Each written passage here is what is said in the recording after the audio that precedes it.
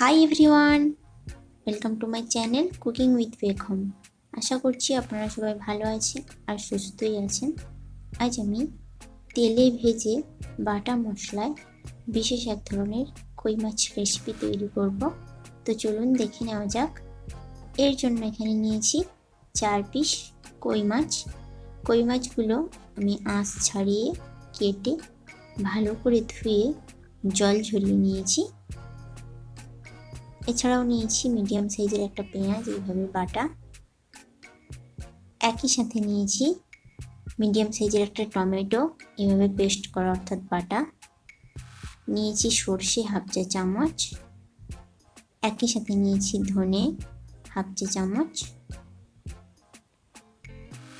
জিরে হাফ চা চামচ।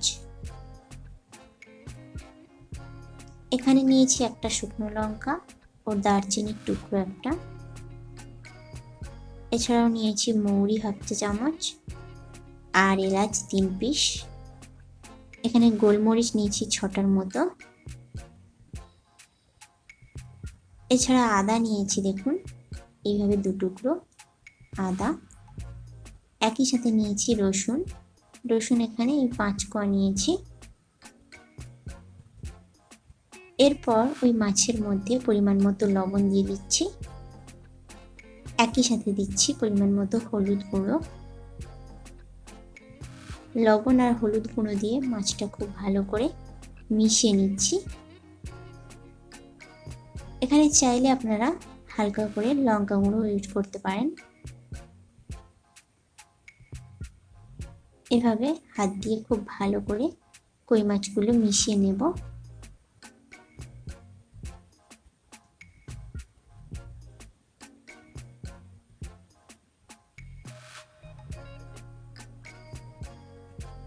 মাছগুলো এভাবে মিশিয়ে নিলাম।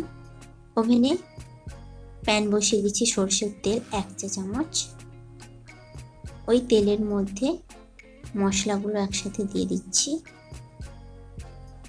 এভাবে সমস্ত মশলাটা দিয়ে মাঝারি আঁচে 4 থেকে 5 মিনিট আমি ভেজে নেব।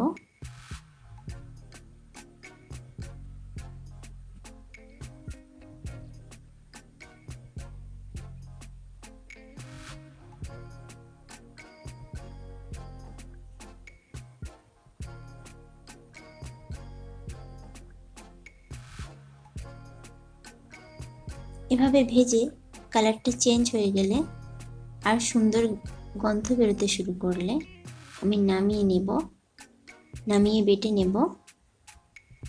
এরপর একটা শিলের মধ্যে আমি ওই মশলাগুলো নিয়ে নিচ্ছি।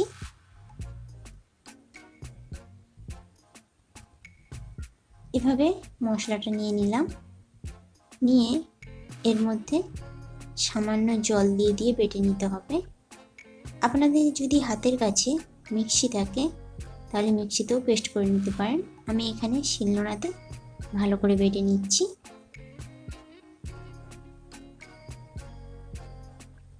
এভাবে করে যদি মশলাগুলো তেলে ভেজে বেটে নেওয়া হয় তাহলে তরকারির স্বাদটা আরও দ্বিগুণ হয়। আমি খুব ভালো করে অল্প অল্প করে জল দিয়ে বেটে নেব। আর আমার চ্যানেলে যদি নতুন বন্ধু হয়ে থাকেন তাহলে অবশ্যই চ্যানেলটিকে লাইক, কমেন্ট, শেয়ার ও সাবস্ক্রাইব করে আমার পাশে থাকবেন।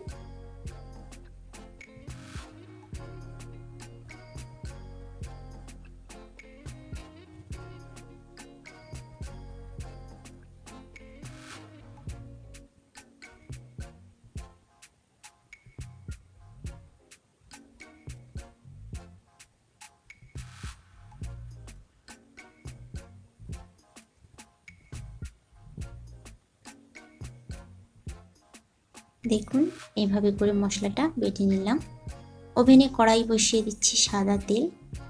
এরপর আমি মাছগুলো একে একে দিয়ে ভেজে নেব।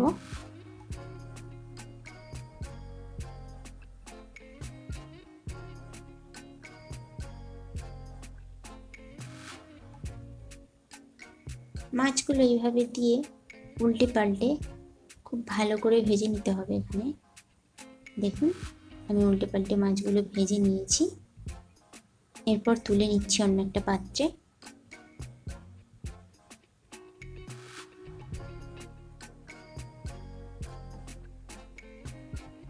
এভাবে মাছগুলো ভেজে তুলে নিলাম। ওই কড়াইয়ের মধ্যেই দিচ্ছি সর্ষের তেল 1 টেবিল চামচ। তেলের মধ্যে দিচ্ছি কালো জিরে 1/4 চা চামচ। কালো জিরেটা দিয়ে একটু নেড়েচেড়ে নিচ্ছি। এরপর ওই পেঁয়াজ বাটাটা দিয়ে দিচ্ছি। পেঁয়াজ বাটাটা দিয়ে তেলের মধ্যে একটু নেড়েচেড়ে নেব।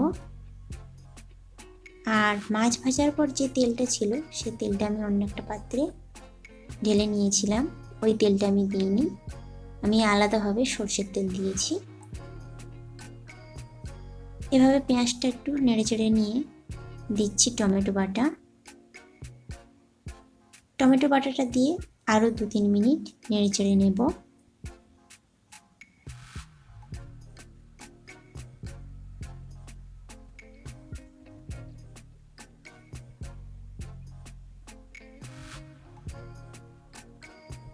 এরপর দিচ্ছি স্বাদ অনুযায়ী লবণ। একই সাথে দিচ্ছি হলুদ গুঁড়ো 1/2 চা চামচ, লঙ্কার গুঁড়ো সামান্য দিচ্ছি। ঝালটা যে যেমন খেতে পছন্দ করবেন সেভাবেই লঙ্কার গুঁড়োটা বাড়িয়েও দিতে পারেন। আমি যেহেতু এখানে মশলার সাথে শুকনো লঙ্কা বেটেছি তাই আন্দাজ করেই অল্প করে দিলাম। দিয়ে বেশ ভালো করে মশলাটা কষিয়ে নেব।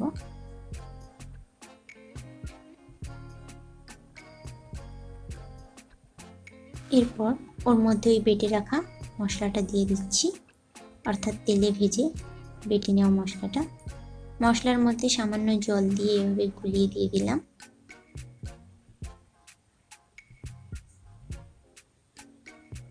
এভাবে বাটা মশলাটা দিয়ে ভালো করে নাড়িয়ে চাড়িয়ে 2 মিনিট কষিয়ে নেব।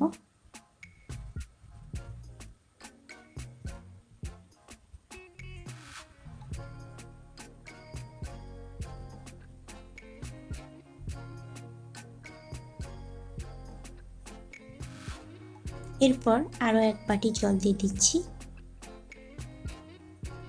জলটা আন্দাজ করে পরিমাণ মতো দিতে হবে, যেহেতু এখনো পর্যন্ত মাছ আমি দিইনি তাই আন্দাজ করে দিয়ে ফুটতে দিতে হবে। এভাবে 2 মিনিট ফুটে উঠলে আমি মাছগুলো একে একে দিয়ে দিচ্ছি ওই ঝোলের মধ্যে। দিয়ে মাছগুলো খুব ভালো করে ফুটিয়ে মাখা মাখা করে নেব। আর যদি ঝোলটা বেশি খেতে পছন্দ করেন সেক্ষেত্রে জলটা একটু বেশি পরিমাণ বাড়িয়ে দিতে পারেন। তবে এক্ষেত্রে অল্প পরিমাণ জল দিয়ে একটু ফুটিয়ে নিলেই বেশ ভালো করে মাখা মাখা হয়ে গেলেই এই কই মাছের দুর্দান্ত রেসিপিটা তৈরি হয়ে যাবে। দেখুন বেশ ভালো করে ফুটে গেছে এবং মাখা মাখা হয়ে গেছে। এরপর নামিয়ে আমি পরিবেশন করে দিচ্ছি। কতটা সুন্দর দেখতেও হয়েছে। এটা ভীষণ ডিফারেন্ট টাইপের এবং সুস্বাদু খেতেও হয়। আর এই রেসিপিটি যদি ভালো লেগে থাকে তাহলে আপনারা অবশ্যই এটা বাড়িতে বানাবেন। আর আমাকে তো কমেন্ট করে জানাতে একদম ভুলবেন না।